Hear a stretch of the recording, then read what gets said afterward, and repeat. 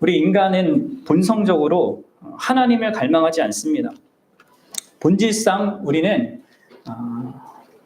우리 자신에게 초점이 맞춰져 있고요. 우리 자신을 위한 신을 원할지 몰라도 하나님 그분을 그대로 바르게 알고 또 그 하나님께 온전히 반응하는 그런 자는 없어요. 다윗이 시편 51편 5절에서 말했듯이 모든 인간들은 태중에서부터 죄를 가진 존재로 이렇게 잉태되었고 그렇게 이 땅에 우리가 태어나게 됩니다. 그래서 태어나는 아이들부터 이 인간의 성향은 하나님으로부터 계속 독립하고자 하고 또 세상의 것들만 사랑하려고 하는 그 성향으로 기울게 됩니다. 이 우주의 주인이자 나의 주인인 나를 창조하신 그분을 무시하고 내 멋대로 모든 것을 다루려고 하는 그 중심으로 살아가게 되는 것이죠. 그리고 바로 그런 이유는 이 죄는 이런 하나님의 존재라는 것을 염두에 뒀을 때 크게 심각한 것입니다. 그리고 우리 모두는 이 하나님의 진노 아래 마땅히 죄를 벌어하셔야 되는 그 하나님의 진노 아래 있는 상태인 것이죠. 그래서 성경은요, 우리가 하나님의 진노에서 구원받기 위해서는 우리 안에 어떤 근본적인 변화가 있어야 된다라고 말하고 있습니다. 그리고 그 변화를 지금 성경은, 그리고 예수님은 오늘 본문에서 거듭남이라고 말하고 있어요. 제가 여러분 초반에도 말씀드렸다시피 이 근본적인 변화를 예수님만 말씀하시는 것이 아닙니다. 성경 전체가 사실 우리에게 이 사실을 계속 말하고 있는 거예요. 그리고 우리가 신약 성경을 읽어보면 신약의 저자들은 다른 여러 가지 방식으로 이 변화를 표현하거든요. 여러분 잘 들어보세요. 지금 성경은 뭐라고 얘기하냐면 우리가 반드시 내 인생의 주인이 변화되어야 된다고 말합니다. 우리가 죄의 노예로부터 이제 하나님의 노예가 되어야 된다라고 성경은 말한다는 것이죠. 또 성경은 우리가 반드시 옛사람을 벗어버리고 새 사람을 입어야 한다라고도 말해요. 자, 또 성경은 우리가 그리스도와 함께 죽고 그리스도와 함께 새 생명으로 살아나야 한다라고도 말해요. 또 성경은 우리가 반드시 회개해야 한다고, 사람을 의지하거나 자기 자신을 의지하는 것에서부터 돌이켜서 하나님을 의지하고 하나님의 사랑을 신뢰하는 그 마음으로 돌이켜야 한다고 말해요. 성경은 우리에게 새 마음을 가져야 한다라고 말합니다. 우리가 반드시 새로운 피조물이 되어야 한다라고 말해요. 또 성경은 우리가 어린아이처럼 되어야 한다라고 또 말합니다. 여러분 이것 말고도 성경은 끊임없이 말해요. 처음부터 끝까지 인간이 철저히 변화되어야 한다고 말하고 있습니다. 그리고 그런 변화를 갖지 못하면 구원을 얻지 못한다라고 선포합니다. 이 근원적이고 철저한 이 변화가 없으면요, 하나님과의 평화도 없고 영생에 대한 소망도 없습니다. 오직 죄 가운데 살다가 죄에 대한 심판, 영원한 심판을 받을 뿐인 것입니다. 그래서 여러분들, 우리가 이 세상에 무슨 조건을 가지고 있든지 간에 그것보다 더 중요한 것은요, 내가 이 거듭남이라고 하는 이 철저한 이 변화를 경험하는 거예요. 그리고 이것보다 더 중요한 것이 없습니다. 여러분들이 만약에 그 거듭남을 가졌다, 그러면 여러분들은 진짜 최고의 기적을 경험하는 거예요. 더 이상 뭐가 필요 없을 정도의 영광스러운 그 기적을 자기 삶에 가진 것입니다. 여러분 이것을 아셔야 돼요. 자, 그렇다면 우리가 계속해서 살펴보고 있는 것은요, 이 중요한 변화, 이 철저한 이 변화인 이 거듭남이 어떻게 가능하냐는 거예요. 우리가 이 땅에 태어나는 것도 여러분들 우리 스스로 할 수 없었던 것처럼 이 거듭남은 우리 편에서 하는 무엇이 아닙니다. 우리 편에서는 불가능한 것입니다. 오직 하나님 편에서 우리에게 뭔가를 해주셔야만 되는 일이죠. 그래서 이 거듭남의 변화는 삼위 하나님의 그 초자연적인 역사로 우리에게 일어나는 일입니다. 내가 시작할 수 있는 일이 결코 아닌 거예요. 그래서 우리는 지난 시간에 우리를 거듭나게 하는 것이 근원적으로 하나님, 특별히 성부 하나님의 사랑이 있고 또 그 성부 하나님의 사랑을 같이 공유한 예수 그리스도, 성자 예수 그리스도께서 행하신 그 십자가의 희생, 특별히 그 십자가에서 물과 피를 쏟으신 그 희생에 의한 것이라는 것을 살펴보았습니다. 이제 오늘은 삼위 하나님 가운데 제 3위격으로 계신 성령 하나님께서 어떻게 우리의 거듭남에 관여하시는지를 함께 보려고 합니다. 하나님 아버지의 그 크신 사랑과 그 사랑의 실체로 오시고 그 사랑을 보이신 그 예수 그리스도의 그 희생을, 그것이 2000년 전의 그 역사잖아요. 객관적 역사잖아요. 근데 그것을 우리에게 적용하시는 분으로 성령님이 계시거든요. 그래서 이 성령이 어떻게 우리의 거듭남에 관여하시는지를 함께 보고자 합니다. 이 우리의 거듭남은요, 이 성령의 역사를 통하여서요 이루어지는 거예요. 그리고 이 성령의 역사를 제가 이제 큰 틀에서 세 가지 큰 맥락으로 살필 거예요. 성령의 역사에 대해서 그 자체를 살피고, 그분이 사용하시는 말씀이라는 수단을 생각해 볼 거고, 마지막으로 그거에 대해 우리가 반응하게 되는 믿음이라는 것을 살피면서 이 성령의 역사를 함께 생각해 보고자 합니다. 자, 먼저 여러분들, 거듭남은 다시 말씀드리지만 우리가 하는 것이 아닙니다. 삼위 하나님께서 하시는 거예요. 근데 그 삼위 하나님께서 구체적으로 성령 하나님, 삼위이신 그 성령 하나님께서 그분의 능력을 통하여서 우리에게 일으키시는 것입니다. 그 말씀을 이제 요한복음 3장 5절과 6절에서 예수님이 이렇게 얘기하시는 거예요. 우리 다시 같이 한번 읽어보도록 하겠습니다. 시작. 예수께서 대답하시되 진실로 진실로 내게 이르노니 사람이 물과 성령으로 나지 아니하면 하나님의 나라에 들어갈 수 없느니라. 육으로 난 것은 육이요 영으로 난 것은 영이니. 아멘. 여기 분명히 예수님 말씀하시죠. 사람이 물과 성령으로 나야만 한다. 그래야지만 하나님의 나라에 들어갈 수 있다. 그러니까 스스로는 할 수 없지만 뭐예요? 성령은 할 수 있다는 것입니다. 할 수 있다라는 이 말씀을 계속 하시는 것은 그 능력을 내포하는 말이죠. 우리에게는 능력이 없지만 성령은 능력을 갖고 계신 거예요. 어떤 능력이요? 하나님이시기에 전능한 능력을 갖고 있습니다.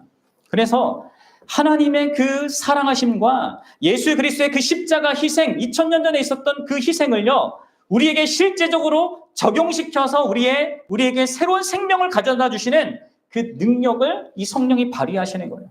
그리고 그 결과 우리가 거듭나는 것입니다. 성부와 성자와 동등하신 하나님이신 성령 하나님은요, 우리를 거듭나게 하시는 이 사역에서 대단히 중요한 이 직무를 감당하시는 것이죠.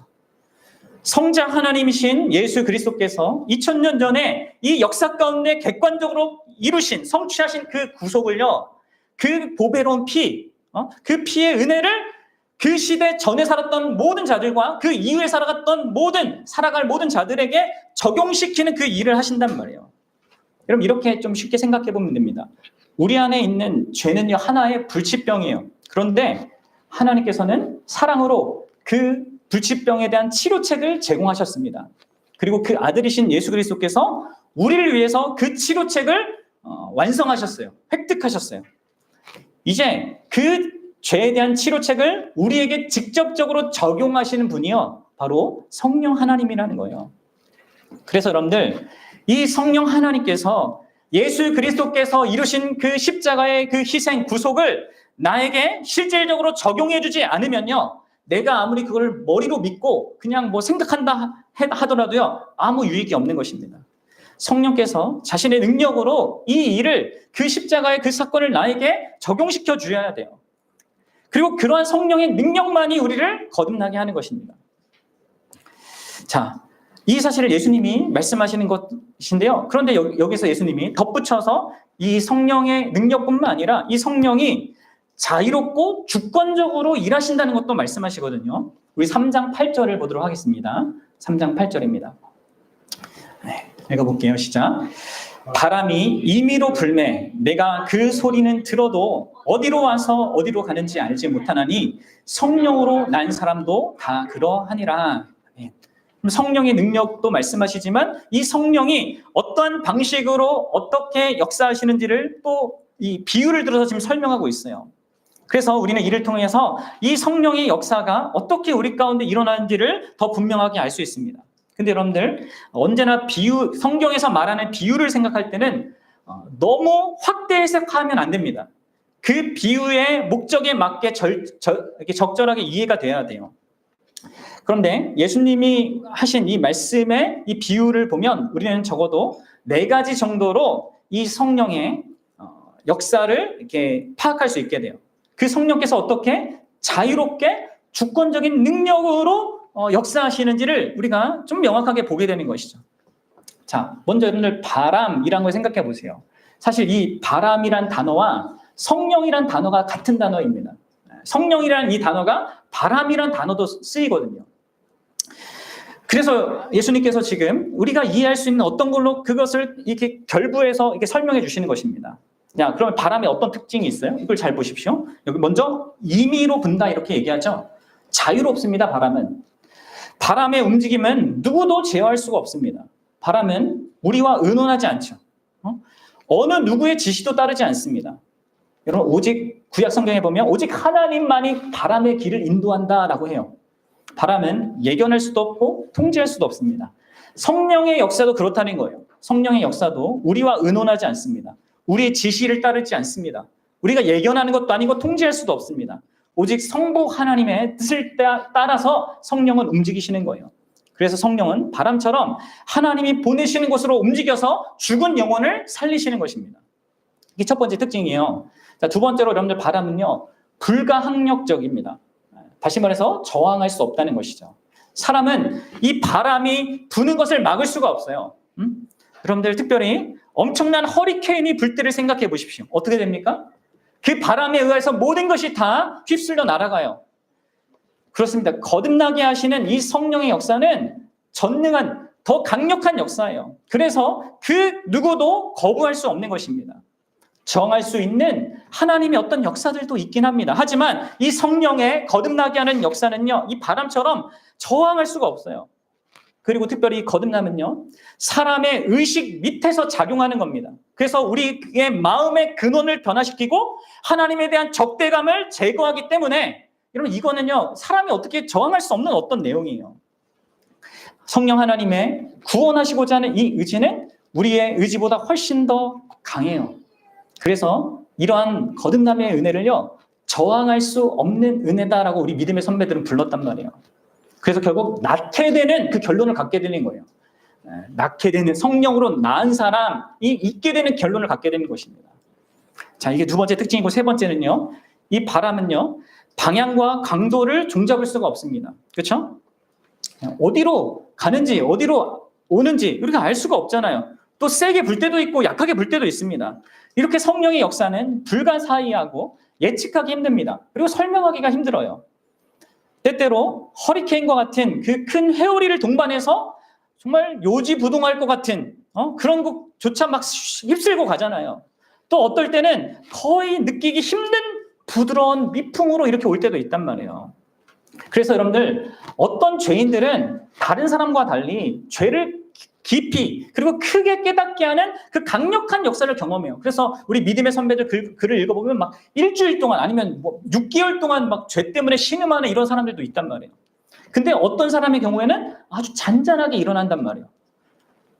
이게 성령 하나님의 예측할 수 없는 역사란 말이에요. 겉으로 보기에는 이 사람이 회심한 것 아닌 것 같은데 회심한 경우도 있고요. 이 겉으로 보기에는 막 신앙생활 열심히 하는 것 같으니까 이 사람이 거듭난 것 같은데 아닌 것 같은 이런 것도 있는 것입니다. 오랜 시기가 걸리는 사람이 있어요. 거듭남의 이 과정을. 여러분, 아이들 낳을 때도 그렇죠. 엄마가 아이를 막 오랜 기간 동안에 막 이틀 동안 3일 동안 이렇게 하는 경우도 있잖아요. 또 어떤 엄마들은 막 1시간 만에 이렇게 쑥 낳는 경우도 있고.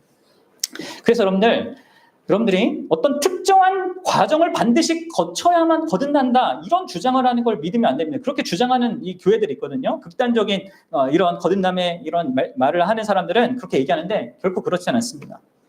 자, 네 번째로 여러분들, 이 바람은요, 보이지 않지만 분명히 그 힘을, 그 역사하는 것을 감각할 수가 있어요.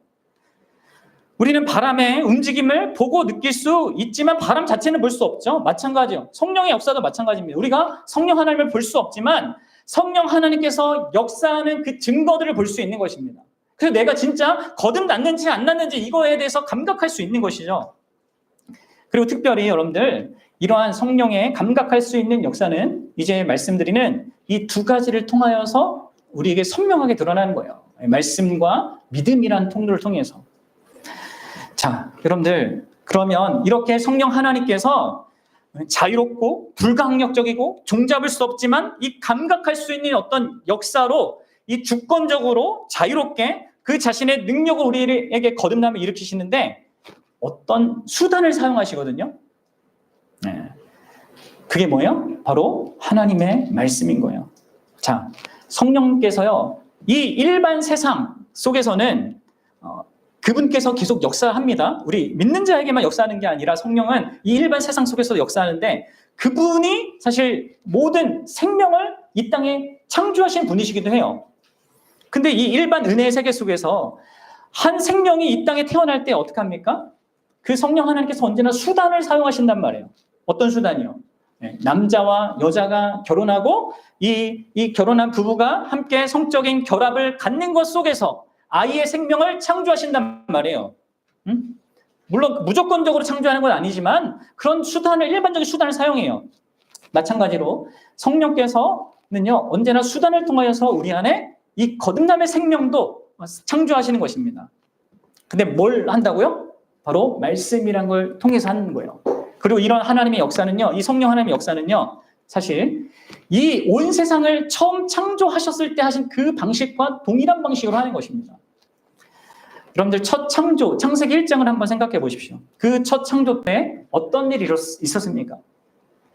우리 창세기 1장 2절로 한번 가보도록 하겠습니다. 창세기 1장 2절입니다. 읽어볼게요. 시작. 땅이 혼돈하고 공허하며 흑암이 깊음 위에 있고 하나님의 영은 수면 위에 운행하시니라. 그럼 이 세상이요, 이 땅이라고 불릴 수 있는 어떤 이 물질이 혼돈하고 공허하고 그런 상태에 있었습니다. 흑암이, 어둠이 그러한 모든 것을 감싸고 있었어요. 질서도 없고 내용도 없고 빛도 없던 그런 상태입니다. 아무런 생명의 기운이 없던 조건이에요. 근데 그때 하나님의 영이 그 모든 것 위에 운행을 하십니다. 그렇게 준비된 어떤 물질 위에 운행하면서 생명의 요소를 주시기 시작하시는 거예요, 그분이. 그래서 이 세상 가운데 뭔가 꿈틀거리는 뭐가 있게 되는 것입니다. 그리고 3절에 뭐가 등장합니까? 3절을 보면 이렇게 얘기하죠. 하나님이 이르시되게 뭐예요? 하나님이 말씀하셨다는 거예요. 그러자 뭐가 생깁니까? 그 말씀하신 그것이 생긴 거예요. 이것이 세상 첫 창조의 역사였단 말이에요. 무에서 유가 창조되는 그 일에 이 성령 하나님의 역사와 하나님의 말씀이 있었던 것입니다. 그럼 마찬가지로 우리 죄인들의 영적 상태는요, 마치 최초의 그 땅과 같습니다. 혼돈하고 공허하고 흑암이 가득해 있는 상태예요. 아니, 이 첫 창조의 조건보다 더 심각한 문제를 갖고 있는 상태예요. 왜요? 죄로 말미암아. 이 첫 창조 때는 죄가 없었단 말이에요. 근데 우리는 죄로 말미암아 영적인 죽음과 어둠에 있고, 그리하여서 하나님의 저주와 심판 아래에 있는 더 심각한 이 상태란 말이에요. 우리 중 어떤 존재에게도 영적인 생명의 요소나 그 기미는 전혀 보이지 않는 것입니다. 그런 조건에서 성령님은 마치 우리 위에 운행하심으로 말미암아 이 첫 창조 때처럼 우리 위에 운행하심으로 말미암아 우리를 준비시키는 것입니다. 그래서 우리가 어떤 생명의 요소를 받게 되고 꿈틀거리는 것을 갖게 돼요. 그리고 그 첫 창조 때와 같은 방식으로 뭐가 등장해요? 하나님의 말씀이 등장해서 우리 안에 참된 생명이 창조되는 거예요. 그래서 여러분, 성령 하나님께서는 언제나 말씀을 통하여서 생명을 창조하십니다. 다시 말하면 하나님 아버지의 말씀을 통하여서 그 말씀의 핵심 내용인 예수 그리스도의 구속, 그 십자가 희생을 우리에게 적용시키는 거예요. 이 말씀이 이렇게 우리를 낳는 이러한 하나님의 수단인 거예요. 말씀 이 성경 자체에는 어떤 효능이 없지만 성령님께서 이 말씀을 사용하셔서 그 능력을 발휘하게 하시고 생명을 일으키는 것입니다. 이러한 내용을 오늘 본문 5절을 통해서 예수님이 더 분명하게 말씀하는 거예요. 우리 3장 5절을 보세요. 요한복음 3장 5절 같이 읽어봅시다. 시작. 예수께서 대답하시되 진실로 진실로 내게 이르노니 사람이 물과 성령으로 나지 아니하면 하나님 나라에 들어갈 수 없느니라. 그럼 여기서 물과 성령으로 나야 된다고 얘기하시는데 여기 물이 뭘까요? 이 물을 이제 천주교는 세례라고 말하는데, 그러면 본문에서 세례를 예수님이 언급하지 않습니다. 문맥에서 찾을 수 없는 내용이에요. 세례는 아니고 오히려 많은 학자들이 동의하듯이 이 물은 뒤에 이어서 나오는 성령께서 행하시는 어떤 일을 표현하는 거예요. 그러니까 성령께서 한 사람을 거듭나게 하실 때 그 한 사람의 영혼을 깨끗하게 씻는 역할을 하시거든요. 그런 씻는 역할을 물이라는 것으로 지금 표현하고 있는 것이죠. 근데 여러분들, 그 씻는 역사를 무엇으로 하시는 줄 아십니까? 바로 하나님의 말씀으로 하는 거예요. 그럼 말씀은 성경에서 종종 물처럼 우리를 씻는, 우리 죄를 씻는 역할을 하는 것으로 묘사되고 있어요. 시편 119편 9절에서 이렇게 시인이 말해요. 청년이 무엇으로 그의 행실을 깨끗게 하리까? 어떻게 씻을 수 있습니까? 나의 그 청년의 이 죄들을, 그러니까 뭐랍니까? 답이 뭐예요? 주의 말씀만 지키기 따름입니다. 하나님의 말씀으로 그렇게 할 수 있다는 것이죠. 예수님도 제자들에게 이렇게 말씀하십니다. 요한복음 15장 3절 보면 너희는 내가 일러준 말로 이미 깨끗하여졌느니라. 자, 에베소서 5장 26절에도 사도 바울이 이렇게 얘기하죠. 이는 곧 물로 씻어 말씀으로 깨끗게 하사 거룩하게 하시고, 여기 물로 씻는 것과 말씀으로 깨끗게 하사가 같은 내용이에요. 같은 걸 말하는 것입니다. 그러니까 여러분들, 성령께서 수단으로 사용하시는 이 하나님의 말씀이 우리를 깨끗하게 한다는 거예요. 그 말씀이 나의 이성, 나의 정서, 나의 의지, 나의 전 인격을 새롭게 하는 것입니다. 그게 죄로 말미암아 다 오염되어 있고 더러져 있단 말이에요. 근데 그것을 이 말씀으로 씻는 것이죠. 그래서 거듭남을 갈망하는 죄인이 하나님의 말씀을 읽거나 듣게 될 때 이 하나님의 말씀은 하나님에 대한 잘못된 생각, 자기 자신에 대한 왜곡된 이해, 생각, 가치관, 정체성, 현실에 대한 잘못된 생각, 구원의 길에 대한 잘못된 오해와 그 모든 오염된 것들을 씻어주는 것입니다. 그래서 조금 더 밝히 보여주는 것이죠. 그리고 더불어서 이 물과 함께 성령이 언급되었잖아요. 이 성령이 언급된 그 이유는 단순히 성령께서 씻어주는 역할만 하는 것이 아니라 새 마음도 주시는 것을 말하는 거거든요. 그러니까 씻어주는 것 정도가 아니라 새 마음까지 주어줘야 돼요. 그래서 물만이 아니라 성령으로 거듭나야 한다고 이렇게 말하고 있는 것입니다. 자, 이런 같은 내용을 베드로 사도는 베드로전서 1장 22절과 23절에서 달리 표현하고 있는데 함께 보도록 합시다. 베드로전서 1장 22절과 23절이에요. 자, 천천히 한번 읽어봅시다. 시작.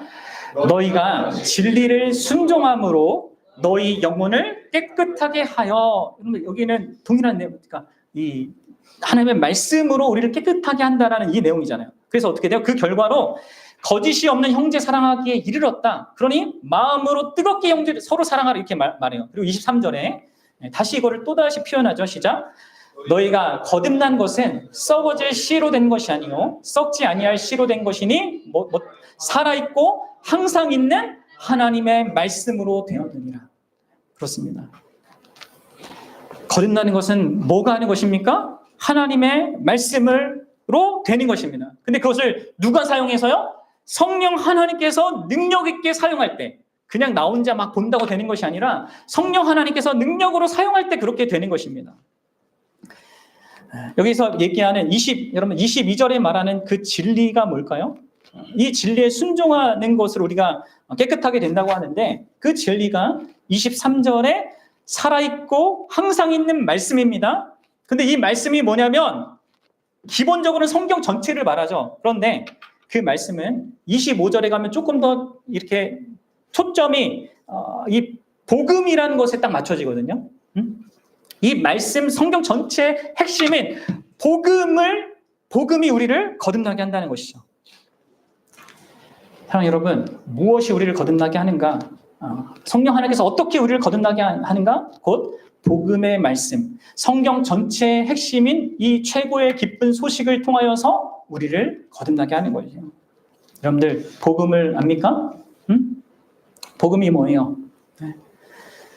그럼 이 복음을 여러분들 알려면 크게 여러분들이 성경 전체가 뭘 말하는지를 아셔야 돼요. 이 성경 전체를 딱 4가지 단어로 요약할 수 있거든요. 뭐냐면 따라해보세요. 창조, 타락, 그리고 구속, 완성. 이게 성경 전체의 내용입니다. 그럼 앞에 얘기한 창조와 타락은 복음이 필요한 이유예요. 그리고 구속, 제가 구속이라고 세 번째 거 얘기했잖아요. 그게 복음 자체입니다. 핵심적인 복음이에요. 그리고 완성은 뭐냐면 복음의 결과예요. 그러면 성경 전체는 이 내용을 말하고 있습니다. 먼저 뭐예요? 하나님께서 세상과 나를 창조했다는 거예요. 따라서 우리는 하나님과 사랑의 관계 속에 살아야 되고 그분이 만드신 세상을 기뻐하면서 그분의 뜻에 순종하면서 살아가야 할 그런 행복을 누리는, 그 안에서 행복을 누리는 존재였다는 거예요. 그런데 인간의 현재 상태는 그 창조된 목적과 전혀 다른 그 현실에 있습니다. 모든 인간이 아담 안에서 함께 타락하여서 죄악되고 무능하고 절망적인 상황에 놓여 있다는 거예요. 하나님께 올바르게 반응할 수 없고요. 옳은 것과 그른 것을 알면서도 우리는 고의로 그른 것을 선택하는 자들이 되었습니다. 죄로 말미암아 하나님의 영광에 이르지 못하는 그 상태가 우리의 조건이라는 거, 타락된 이 땅의 조건이라는 거예요. 죄 때문에 모든 인생들은 불행한 삶을 살고 있고 또 영원히 그렇게 불행할 수밖에 없다는 거예요. 그런데 복음은 뭐예요? 바로 하나님께서 그런 자격 없는 우리를 사랑하시어 자기의 가장 소중한 아들을 보내주셨다는 거예요. 그렇게 함으로 말미암아 거룩한 자신의 사랑을 드러내셨습니다. 그러면 하나님은 죄를 심히 미워하고 죄에 대해서 반드시 응징하는 분입니다. 그런데 동시에 또 하나님은 그런 죄인을 너무나도 놀랍게 사랑하신다고 말해요. 우리 모두가 지옥이 마땅한 그런 존재인데도 불구하고 하나님이 그런 우리를 사랑하신다라는 것이 복음이라는 거죠. 근데 우리를 다만 마음으로만 사랑하는 것이 아니라 행동으로 사랑하되 자기의 독생자 아들을 선물로 내어주실 정도로 그렇게 우리에게 자신의 사랑을 실행한다는 거예요. 그리고 그 사랑이 바로 예수 그리스도께서 이 땅에 오신 것을 통해서, 그리고 그 사랑이 가장 찬란하게 그 십자가에서 드러나시는 것입니다. 드러나게 되는 것입니다. 그리하여서 타락 가운데 있고 영원한 지옥이 그냥 운명이었던 그 인생들이 바로 예수 그리스도의 그 대속의 십자가 죽음으로 말미암아 구원받을 수 있는 그런 길이 열리게 된 것입니다. 그래서 여러분들, 이 복음의 핵심은 곧 예수 그리스도에 관한 소식이고, 바로 이 예수 그리스도에 대한 복음을 듣고 그 복음을 통해서 우리가 거듭나는 거예요. 그리고 거듭난 그 사람은요, 이제 하나님의 생명과 예수 그리스도의 생명과 연결되었기 때문에 이 예수 그리스도께서 우리와 함께 하시고 우리를 지키시고 우리를 세워가시고 자라가게 하셔서 완성에 이르게 하십니다. 이 변화되는 것이죠. 그래서 이 악과 고통이 없는 이 새로운 세상까지 그분이 이루어주시는 것 속에 우리가 누리게 되는 그 미래도 갖게 되는 거예요. 그럼 이게 복음이 내포하는 모든 내용이에요. 그리고 복음의 핵심은 그 예수 그리스도, 그분이 하신 그 일입니다. 그분이 이루실 그 일입니다. 그리고 이 복음을 통해서 우리가 거듭나는 거죠. 그럼 이 일을 야고보서 1장 18절에서 야고보 사도도 이렇게 얘기하는 거예요. 우리 같이 읽어보겠습니다. 시작. 그가 그 피조물 중에 우리로 한 첫 열매가 되게 하시려고 자기의 뜻을 따라 이 진리의 말씀으로 우리를 낳으셨느니라. 아멘. 그래서 여러분들, 성령 하나님께서는 이 복음의 말씀을 통하여서 듣는 사람에게 두 가지의 반응을 일으키시는 것입니다. 먼저는 자신이 하나님 앞에 죄악된 모습으로 있는 자라는 것, 자기가 죄인이라는 사실을 직시하게 하십니다. 그것을 성령의 능력으로 그렇게 하는 거예요. 그렇게 하여서 자신의 영적 필요를 보게 하십니다. 나한테 진짜 필요한 건 나의 현실에 경험하는 이 문제들을 해결하는 것이 아니라 하나님 앞에 죄인이라는 이 사실을 해결하는 것을 그분이 깨닫게 하시는 거예요. 이게 인간이 스스로 깨달을 수 없거든요. 그리고 그 이후에 우리의 시선을 그리스도께로 향하게 하여서 그분을 의지하도록 이끄는 것입니다. 여러분, 성령의 역사가 없이는 죄에 대한 참된 자각과 각성과 회개가 있을 수 없습니다. 그리고 여러분들, 이렇게 성령의 역사로 자기 죄를 보게 하는 것은 너무나 복된 거예요. 왜요? 왜 보여주시는 것입니까? 바로 우리의 죄를 없이 해주기 위함입니다. 우리의 절망적인 상태를 보게 도우시는 것은 우리를 거듭나게 하시는 그런 자신의 권능을 통해서 우리의 필요를 채워주기 위함이에요. 곧 우리를 예수 그리스도의 생명으로 이끌기 위함입니다. 우리의 비참함을 알게 하시는 것도 우리에게 구원의 기쁨과 참된 안식과 평화를 맛보도록 이끌기 위하십니다. 그래서 우리는 성령님이 역사하셔서 죄를 깨닫게 하시는 그 능력 안에서 자신의 죄악됨과 소망 없음과 나는 지옥이 합당하구나라는 그 스스로의 상태를 보고 인정하게 만들어요. 그리고 그 이후에 성령은 이 죄에 대한 각성된 우리의 시선을 그리스도의 인격과 그분의 사역으로 향하게 하는 거예요. 그래서 그리스도의 그 가치와 그리스도의 완성된 그 구속의 그 구원의 일을 깨닫도록 인도하시는 것입니다. 그리하여 자신을 스스로 구원하려고 했던 이 모든 헛된 수고에서 돌이켜서 모든 구원을 이루신 그 예수 그리스도를 향하도록 이끄시는 것이죠. 그리고 그것을 믿을 때, 그렇게 나아갈 때 여러분 비로소 인간은 안식하게 되는 것이에요. 내가 내 구원을 위해서 아무것도 할 게 없고 오직 그리스도와 그분이 이루신 일만이 우리를 구원한다는, 그분이 십자가에서 다 이루었다 하신 그분과 그분이 하신 일을 믿고 그것을 신뢰하게 되는 그러한 믿음의 길로 초대받게 되는 것입니다. 뭐라고? 그것을 믿으라 하잖아요. 복음은 믿으라고 합니다. 뭘 하라고 하는 것이 아니라 믿으라고 합니다.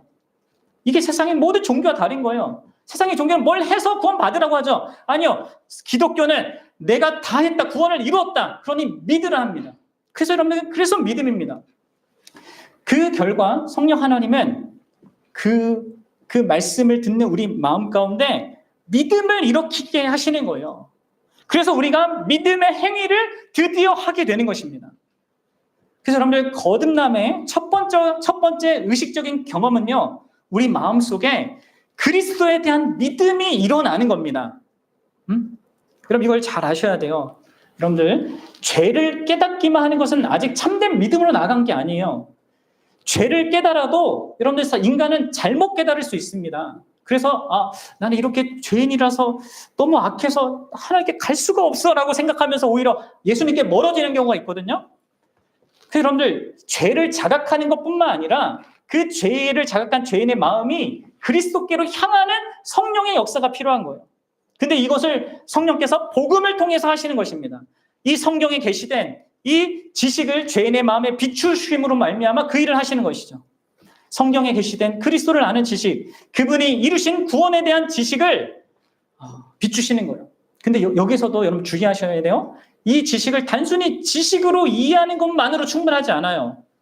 여러분들 그 지식으로 이해한 사람은 어떻게 또 이걸 받아들이냐면 예수님께서 내 죄값을 다 치렀네, 내 구원이 완성됐네, 그러면 뭐 이제 내가 죄를 져도 되겠구나라고 하면서 또 복음을 자기 방종의 수단으로 삼게 되는 것입니다. 그거는 지금 참된 믿음으로 나간 게 아니에요. 진짜 마음에 참된 변화가 일어나야 돼요. 여러분들 보세요. 죄 때문에 나는 하나님께 못 갈 것 같다라는 입장이든 죄를 용서해 준다 하니까 내 마음대로 살아도 되겠네, 이 모든 게 다 자기를 보고 있는 겁니다. 여전히 자기를 보고 있는 거예요. 그럼 참된 믿음은 자기를 보는 것이 아니라 예수님을 바라보는 것입니다. 그리고 그분을 바라보되 이전과 다른 마음으로 바라보는 것입니다. 그래서 자기의 의지와 자기의 전부를 기꺼운 마음으로 그분께 복종시키고자 하는 거예요. 갓 태어난 유아가 첫 울음소리를 내듯이 그리스도인의 생명의 첫 울음소리는요, 바로 예수 그리스도를 보고 놀라는 거예요. 이제 내가 그분을 알겠다. 그분은 진짜 아름다운 분이시구나. 나는 그분을 진짜 사랑할 수밖에 없구나. 난 정말 그분을 원하구나. 난 그분이 필요하다. 그분이 진짜 나의 구세주다라고 하는 그것이 여러분들 거듭남의 외침이에요. 그래서 여러분들 고린도전서 12장 3절에서 사도 바울이 이 이야기를 한 겁니다. 같이 읽어봅시다.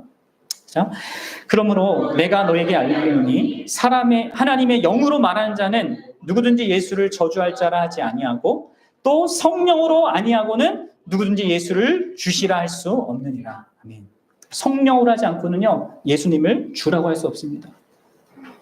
그냥 예수님은 주입니다라고 말하는 거 아니라고 했죠. 이건 여러분들 예수님을 주라고 할 때 이건 자기 전 인생이, 자기 생명이 빼앗길 수 있는 현실 속에서 하는 고백이었단 말이에요. 단순히 기독교적인 지식과 예수님에 관한 지식을 갖고 있는 게 아닙니다. 예수님을 자기 전부를 거는 마음으로 바라보게 되는 그것을 말하는 거예요. 이게 여러분들 성령의 역사의 증거입니다. 그리고 이게 크든지 작든지 반드시 있어요. 예수 그리스도의 영광을 갈망하고 그 예수님을 믿을 만한 존재로 여기게 되고 그분을 나의 구주, 나의 주님, 나의 영원한 보배로 받아들이는 것이 반드시 있는 것입니다. 그리고 이것이 진정으로 확실한 거듭남의 증거인 거예요. 예수 그리스도가 이제 그냥 멀리 떨어져 있는 성경책에 나와 있는 이런 존재가 아니라 나한테 실제하고 나에게 가장 소중하고 내가 가장 신뢰할 수 있는 나에게 명령하시고 내가 순종할 수 있는 그런 자가 된 것. 그게 여러분 살게 된 것이고 그게 거듭난 것입니다. 그리고 그게 성령의 역사의 결과인 거예요. 그래서 요한일서 5장 1절에서도 이렇게 얘기합니다. 같이 읽어봅시다. 예수께서 그리스도의 심을 믿는 자마다 하나님께로부터 난 자니 예수님이 그리스도다. 예수님이 구세주다. 이걸 진짜 믿는 자기 전부를 걸어서 믿는 자가 하나님께로부터 난 자고요. 또 뭐야? 또한 낳으신 그를 사랑하는 자마다 낳으신 그 예수님을 사랑하는 자마다 하나님이 여기 낳으신 이는 하나님이죠. 하나님을 사랑하는 자마다 하나님께로부터 난 자이신 그리스도를 사랑한다고. 이게 여러분들 거듭남의 역사예요. 그러니까 여러분들 이게 너무나 신비한 거죠. 우리의 믿는 행위와 하나님의 낳으신 행위가 동시에 이루어지는 것입니다. 같은 순간 하나님은 낳고 우리는 믿게 되는 것입니다. 근데 뭐가 원인이에요? 굳이 이거 논리적인 이 원인을 따지면 뭡니까? 하나님의 낳으시는 그 행위가 우리 믿음의 결정적인 원인인 거예요. 여러분 불과 열을 생각해 보시죠. 불을 피우는 순간 열이 같이 나잖아요. 마찬가지예요. 생명을 주는 순간 참된 믿음이 우리 안에 생겨나는 거예요. 예수 그리스도에 대한. 그래서 여러분들 믿지 않으면 거듭나지 못한다라고 말하는 겁니다. 성경이. 우리는 믿음으로 거듭남에 참여하게 되는 거예요. 그래서 믿음은 새 생명 가운데 첫 호흡을 시작하는 것입니다. 이 참된 믿음. 여러분들 정리하면 성령 하나님은 하나님의 말씀을 수단으로 사용하셔서 우리를 거듭나게 하시는 거예요. 하나님의 말씀이 거듭남의 수단이고 이 거듭남에서 이 하나님의 말씀은 우리에게 믿음을 일깨웁니다. 여러분 아시겠어요? 그래서 사도 바울은 또 이러한 사실을 로마서 10장 17절에서 이렇게 얘기하는 거예요. 잘 들어보세요. 그러므로 믿음은 들음에서 나며 들음은 그리스도의 말씀으로 말미암느니라. 그럼 이게 우리가 어떤 과정을 통해서 거듭나지 아시겠습니까? 하나님이 자신의 뜻을 따라 성령의 능력과 자신의 말씀으로 우리를 낳으시는 거예요. 하나님을 믿고자 하는 그것은요, 우리의 의지에 따라 달린 것이 아닙니다. 하나님의 의지가 우리의 의지를 가능케 하는 것입니다. 그리고 그런 의미로 거듭나기 위해서는요, 반드시 믿어야 되는 거예요. 그럼 아셔야 돼요. 거듭남이 믿음을 대신하는 것은 아닙니다. 거듭남이 믿음을 포함하고 거듭남은 믿음으로 나아지는 것입니다. 그리고 그 믿음은 하나님의 그 큰 사랑, 예수 그리스도의 그 희생, 그리고 말씀을 도구하시는 그 성령의 주권적인 능력이 원인이 된다고요. 그래서 나에게 믿음이 있고 믿음으로 그렇게 반응할 수 있는 사람은요, 그 믿음을 자랑할 수가 없는 거예요. 여러분 무슨 얘기인지 알겠습니까? 에베소서 2장 8절과 10절에서 이렇게 말하는 거예요.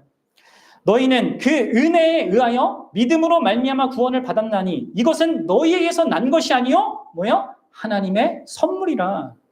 행위에서 난 것이 아니니 우리가 뭘 해서 믿음을 가진 게 아니라는 거예요. 누구든지 자랑하지 못하게 하려 합니다. 그래서 여러분 참된 믿음은 하나님의 선물이기 때문에 자랑할 수가 없는 겁니다. 그리고 참된 믿음은 이어지는 10절이 말하는 것처럼 선한 일이라는 열매로 나아가게 되는 거예요. 모든 삶의 영역에서. 여러분 얘기했죠. 거듭남은 내 삶에서 기독교라는 한 영역을 가져다 붙이는 게 아니에요. 그렇죠? 그게 아니라 내 모든 삶의 주인이 하나님이라는 것을 알게 되고 그 하나님과 이제 함께 살게 되는 거예요. 그래서 이 거듭남은 내 모든 삶에 영향을 미치게 되는 것입니다.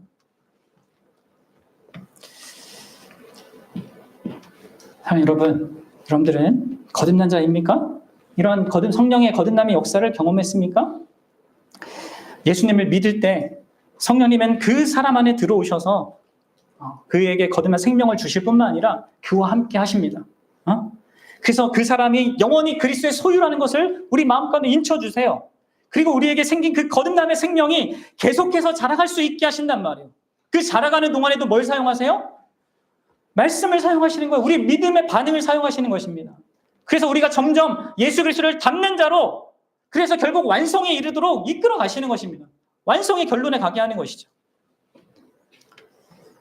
여러분들, 말씀의 결론을 맺겠습니다. 그러면 어떻게 거듭난다고요? 성부 하나님의 사랑, 영원한 그 사랑이 이 역사 가운데 드러난 그리스도의 그 희생을 통하여서 이루어진 그 구속의 그 실체를 우리 성령 하나님께서 자신의 능력으로 우리 안에 역사하게 하셔서 거듭나게 하시는 거예요. 근데 뭘 수단으로 사용하신다고요? 하나님의 말씀을. 그 말씀을 우리에게 깨닫게 해주실 때 우리의 가장 결정적인 나의 문제가 이 세상의 어떤 현실적인 그게 아니라 이 하나님과 관계의 문제인 것을 깨닫게 하시고 그 죄의 문제를 유일하게 해결해 주신 예수 그리스도로 우리의 마음을 향하게 하신단 말이에요. 그래서 여러분들, 우리는 예수님과 그분이 하신 것을 믿어야 됩니다. 그분이 누구고, 그분이 무엇을 하러 오셨는지, 그분이 십자가에 달린 이유가 뭔지, 왜 부활하셨고 지금 하나님 우편에서 뭘 하고 계시고 왜 다시 오신다고 약속하셨는지, 이 그리스도에 관한 증거들을 믿어야 돼요. 우리는 원래는 하나님의 창조물이고 마땅히 하나님께 순종하는 자들이어야 합니다. 그러나 하나님을 무시하고 있고 자기가 자기 인생의 주인이라고 생각하면서 그렇게 살아가고 있습니다. 그래서 마땅히 심판받아야 하는 그런 상태가 있어요. 그런데 그리스도께서 대신 심판받으셨어요. 왜요? 네? 우리를 사랑하셔서요. 또 우리와 영원히 함께 사시려고 죽으시고 부활하셨어요. 여러분들, 그분을 믿으십시오. 예수님을 바라보십시오. 그분이 여러분들의 삶의 주인이고 구주이고 보물입니다. 여러분들이 해야 될 것은 다만 믿는 겁니다. 그분께서 십자가에서 이루신 그 구속, 완성된 구속의 일을 믿는 겁니다. 다른 게 아니에요.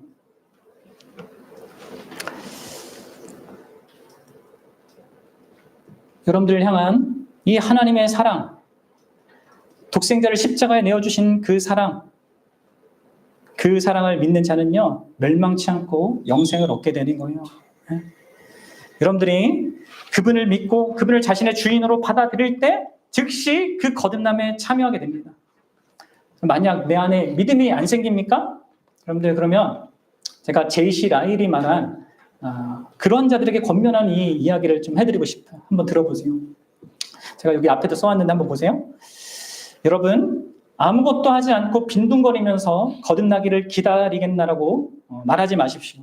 주님께서 이 복된 변화를 내게 주신다면 그야말로 좋은 일이지만 그렇지 않는다면 나도 어쩔 수 없노라고 말하지 마십시오.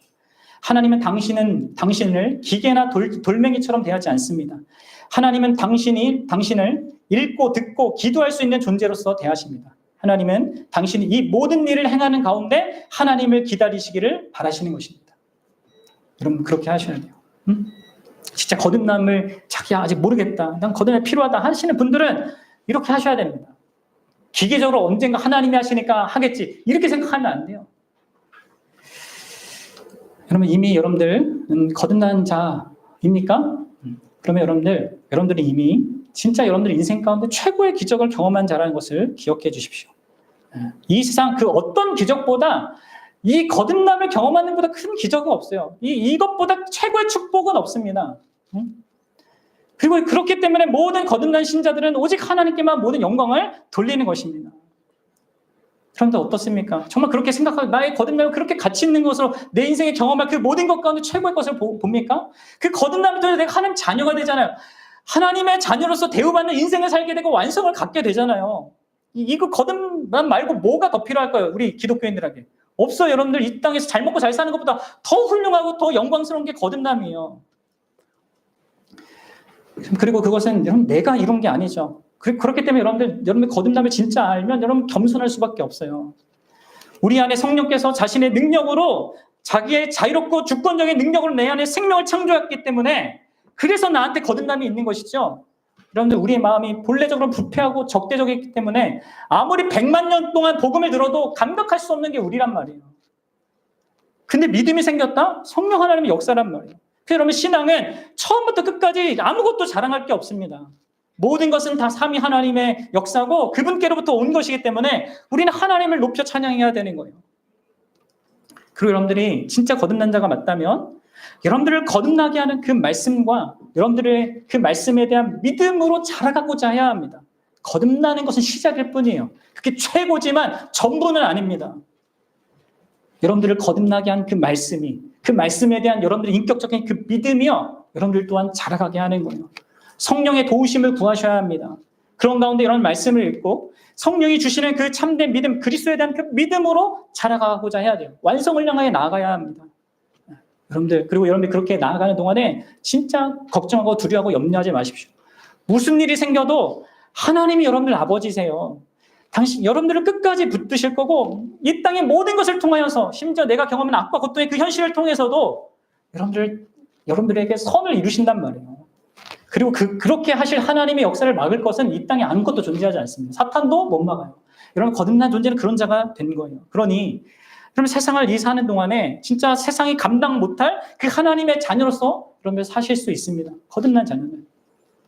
그리고 마지막으로 여러분들, 거듭났다면 진짜 이 세상의 고통들, 특별히 영원한 고통을 제거하는 일에 자신을 바치십시오. 믿지 않는 자들, 이 하나님을 모르고 거듭남도 모르고 살아가는 이 자들, 그냥 세상의 현실의 문제만 해결되면 전부고 그냥 현실에 좋은 일이 생기는 것을 전부로 아는 이러한 자들을 향하여서 이 복음을 전하십시오. 복음을 전하되 아무리 힘든 사람이라도, 아무리 이 복음을 거부하는 사람이라도 포기하지 말고 전능하신 성령의 그 주권적인 역사를 믿고 진짜 기도하면서 복음을 전하십시오. 큰 자유함과 소망을 가지고 복음을 전하십시오. 저와 여러분들이 그럴 수 있으면 좋겠어요.